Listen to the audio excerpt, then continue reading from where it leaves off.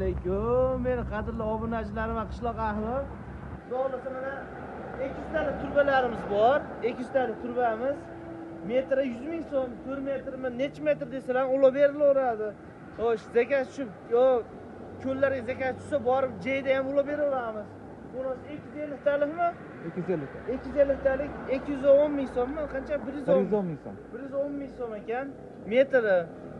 Kerochi, buni ham, uni ham, kerochi razmeri ham kesib beraveramiz. Mana bu yerda. Razmerda qolgan narsalar turibdi mana. Bizda hali uni muncha bo'lsa sotaman, unaqa emas. Sizga qancha kerak bo'lsa, o'shancha sotib beramiz. Kerochi shunaqa gaplar. Sog' bo'lasizlar.